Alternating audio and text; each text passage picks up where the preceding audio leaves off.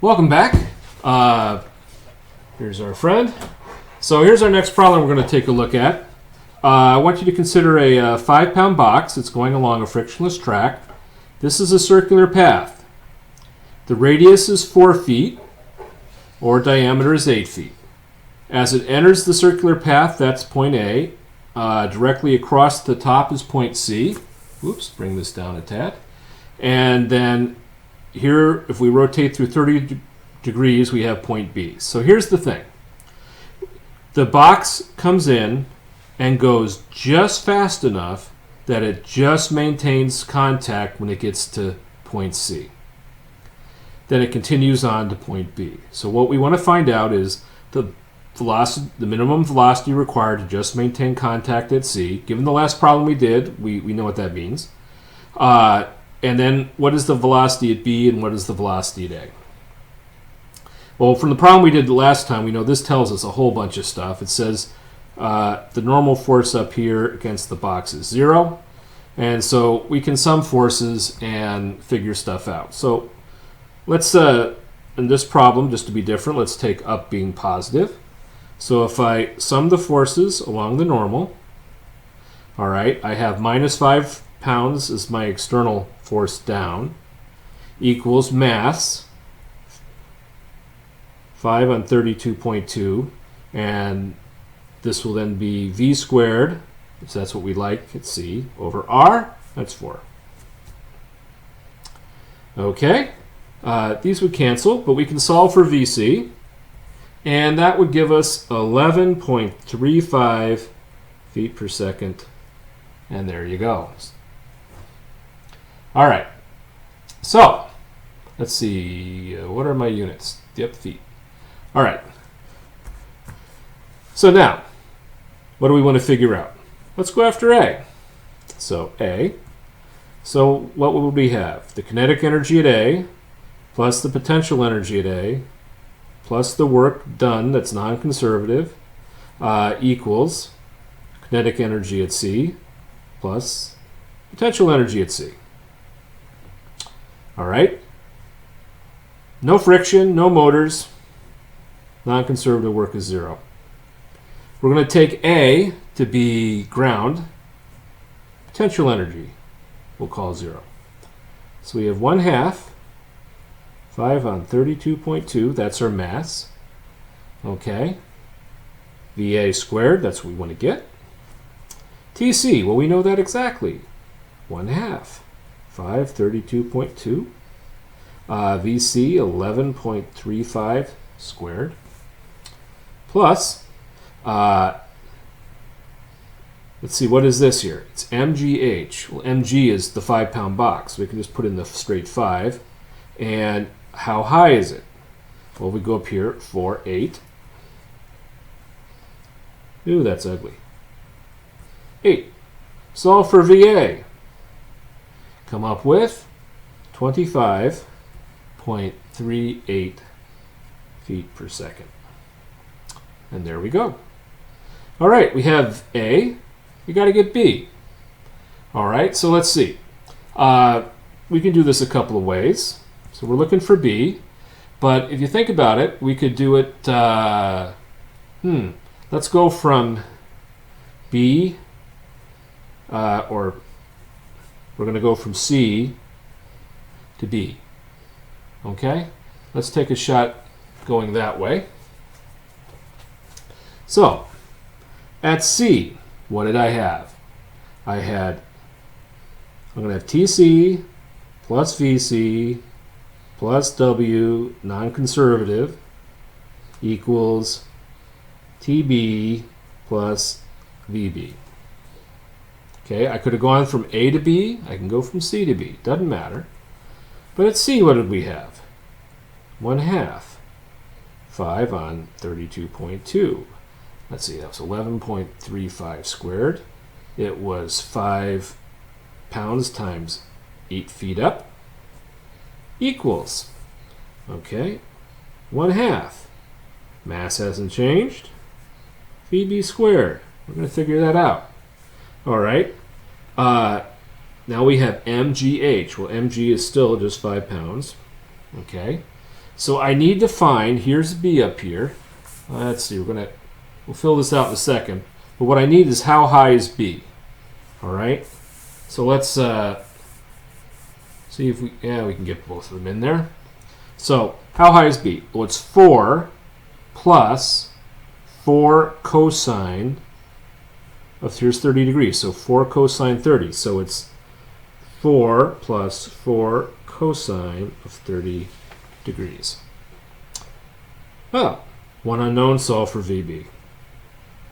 And we're going to get 12.78 feet per second. I will comment that my writing in my notes is a little bad. That might be a 9. Check it out. Okay, moving on to the next problem. Another one of my favorites. Why would this be one of my favorites? Okay.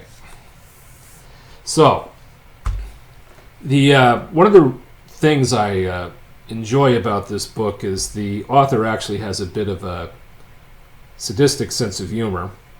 And I sometimes wonder where people come up with problems. And apparently the author is open to a lot of ideas. So this is where I think this problem comes from. And so just to put it in perspective, a number of years ago, a lot of years ago, probably 10, 12, maybe more, I was on vacation over March break down in Florida. My wife's parents had a home down there in Sebring, where they have the race 24 Hours of Sebring. And it was almost time for supper, and the news was on. I was with my father-in-law, who was just a really, really cool guy as well. Why do I say that? He had a master's degree in physics, was a teacher, but he also had 7 kids, and he wasn't Catholic, by the way. And he decided he wanted to put them all through school, so in one summer, he decided he would go into the contracting business, and so in one summer he passed the exams, and this was possible back in the late 60s, 70s. I'm not sure exactly when the time frame would have been, but he became a licensed realtor, licensed realty broker, licensed electrician, licensed plumber, and licensed general contractor, all in one summer. The man was stinking brilliant. Just amazing. He was also a pilot. Just a lot of fun. Amazing, amazing mind. My wife's very smart. Anyway, she got a lot from him. Anyway, so I'm sitting with Wayne, and we're watching the news as the dinner's about to be put on by my mother-in-law, wonderful lady, but she had one real quirk. She demanded that everybody get to the table right when it was unbelievably piping hot. In the midst of this, so she's about to call us to dinner, and there's this story on the news. And here was the story. This was down in Tampa, and there's the Tampa Bay Bridge. And what happened, and if you've ever ridden along there, as you're going along the side, there's these little outjuts outside of the railing just every so often. And I've actually commented, I wonder what those things are. They look like beautiful little suicide pads. You just kind of get over the rail, make your peace with the world, and then jump. So anyway, what happened is there were 2 people that, from the description, would appear to be college age. And so at the time, I should note that St. Thomas University was on strike. So I'm hearing this story and I'm like, this has got to be art students from St. Thomas University doing this, because engineers wouldn't do this. Anyway, so picture we have 2 arts majors just outside of the fence here. And so here's what they did. They somehow tied a rope, a bungee cord, and one connected one to himself. And their idea, apparently, was one would hold on to the other one, and they were going to jump. And the idea is when the thing became fully extended, this person would release that person to go in the water or dive the rest of the way, as it were. And then this person would somehow take the ride back up to the top and somehow hope to live and land on the bridge. Why they wouldn't just go slamming up into the bridge, again, they're arts majors, so we can understand that.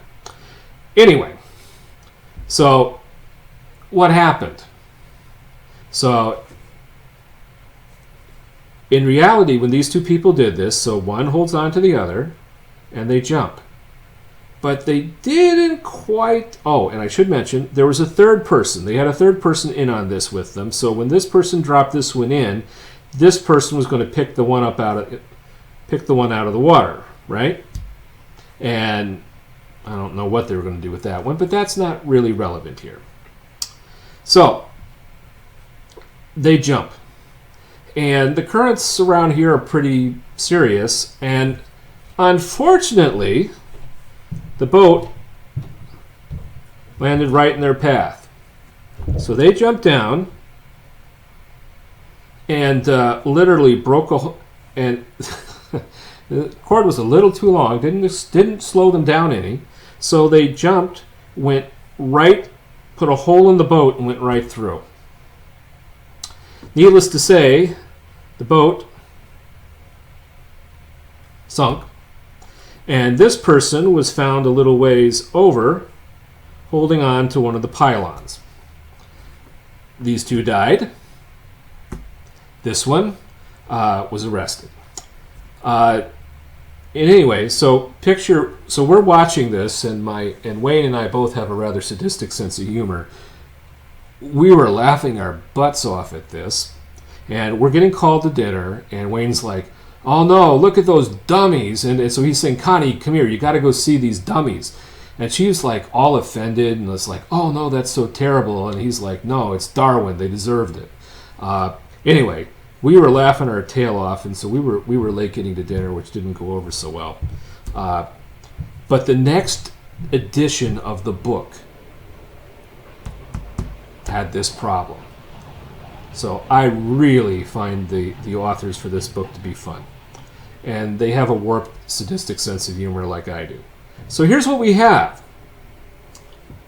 250-pound students, arts majors, are up here, and they have a bungee cord, somehow tied to the bridge and the other tied to them. Okay? And it would appear from all of the description this wasn't done well. So we'll just assume they just tied it around their waist. Not a good idea. Okay? And so this one's going to hold on to this person. They're going to jump. And the goal that they had was this would stretch. And when they both got down to the water, they'll drop the other person in the water. And then this person will take the ride up like so. Okay? And hopefully this person will then pick them up. So grab onto this person, jump. The cord extends such that they just make it to the water. The velocity is 0. You drop the person off, and then the other person starts the ride up. We want to figure out a couple of things. Knowing they're 120 feet high, knowing the bungee cord has an 80 pound per foot spring constant, let's figure out what is the unstretched length of this cord. When they get to the bottom, we know the velocity will be 0. Let's find out what the acceleration is as they're about to start going up. And let's figure out if this were to work and they didn't slam into the bridge on the way up, how high would they go? Okay? In which case, then they can slam into the bridge on the way down. So let's figure that out. All right. Take that out. So what I'm going to do is I'm going to call this state 1. Jumping off the bridge, and when they get to 0 velocity at the water surface, I'll call that state 2. Okay? Well, let's see what we have. T1 plus V1. There's no non-conservative work. We'll just drop that for now. We have that. When they jump off, 0 velocity in terms of the vertical. We'll call the water 0, so they're at 120 feet high here. 2 people weighing 150 pounds, m times g, 120 feet up. They're all done. T2. All right, well, the whole idea is we were assuming this worked, okay? In real life it didn't, but that's besides the point. So suppose this all worked and they stopped right here at the bottom and dropping one person off. Well, that would mean the velocity at the bottom was 0. Okay, that's easily done. Now, they get to the bottom. Okay, what is the potential energy at the bottom? Okay, so let's just take a moment to think about that. We're calling this is ground, so V2, I'll just put a 0 in. V2 relative to gravity is 0. But as that cord stretches to slow them down, there's potential energy in the cord. All right, so how far is it stretched? Well, that's what we'd like to know. 1/2, 80 is the spring constant, there's the stretch. Solve for x. X works out to be 30 feet. All right, so if I have 30 feet of stretch, and this is 120 feet, okay, 20 equals the unstretched length plus 30. L equals 90 feet. This cord is 90 feet long. All right, so we've done that part. Now we're supposed to get what is the acceleration at the bottom. I'm going to knock that off. Okay, acceleration, that's a force concept, force and acceleration, so we got to appeal to Newton's law here. All right, so let's just write a note. A at bottom. Little free body diagram. Here's the person who... Now we'll treat the cord as being massless here. They didn't tell us anything about the cord, so we assume that's massless. So that cord is stretched 30 feet. Okay, so the force is the spring constant times 30. They weigh 150. Sum of the forces in the y equals, sum of the forces in the y would be mass times acceleration at the bottom. So 80 times 30 equals, there's the force, 150 on 32.2 times the acceleration of A. Oops, I forgot something here. Minus 150. That's the force down. So 80 times 30 up, minus 150 down. And here's mass times acceleration at A, the usual Newton's law. We come up with the acceleration of A is 483 feet per second squared. And if you don't have any concept of what that is, let me just put it this way. It's 15 G's. Every G being worth 32.2. All right, if you go through 15 G's and you don't have a G suit on to handle that, basically at the bottom you would have had, here's the rope coming down tied around its waist, and you would have 1/2 of the body going this way, coming around with the other half going that way. You're dead. Okay, your spinal cord is snapped, you're nothing left of you. You're probably like, okay. So, 15 G's going up. This is not a good idea. Now, so we've done acceleration at the bottom. Now the question is how high would the person go? Assuming they don't going up, that they didn't come through and slam themselves up into the bridge, but they're dead anyway, it won't hurt. Okay. And they keep going up. How high would they go? Okay. So let's go. This is 2. How high they go, we'll call state 3. Let's figure that out. T2 plus V2 equals T3 plus V3. There is no non-conservative work, so we'll deal with that way. So, at the bottom, no velocity, hence no kinetic energy. We call the down here, potential energy relative to gravity, 0. Okay. Plus, we have now the potential energy in the spring, 1/2 80 times 30 squared. A lot of energy to go into this. Now when this thing goes up, maximum height, velocity 0, so T3 will be 0. And let's see, when it gets up to the top, let's just do a check here. It's a 150-pound person, assuming they didn't split in half and go in the water, times h. So once it gets up, let's see what happens here. If you solve for that, you would come up with h equals 240 feet. And immediately you should go, no way, that's not possible. What's happening? Okay, when the person comes up, all right, they go up 120 feet, and then they'll go 90 feet. That takes you to 210, the length of the cord, and then the cord will start to stretch and slow them down. So this is how high they would go if the cord fell off of them. 240, so double the height of the bridge. Okay, eventually they're going to slam down into something. They're really dead. There's nothing much left. It's going to be a closed casket funeral here. Okay, so you look at this and go, nope, that can't be possible. I have to account for stretch in the bungee cord. No problem. So this is still 0. All right. It's still going to go up 150 and some distance h, but we have to add in the potential energy that's in the spring or the bungee cord. 1/2 80, and the stretch will be equal to whatever the height is minus 210 squared. So we just have to add that term into the other side. If we do that, we get h equals 200, bringing that up. Let you see that. So here we had h minus 210 squared. Solving for h, you get 219 feet. 99 feet above the bridge. So either they wind up slamming into the water or they slam into the bridge. And relative to their family,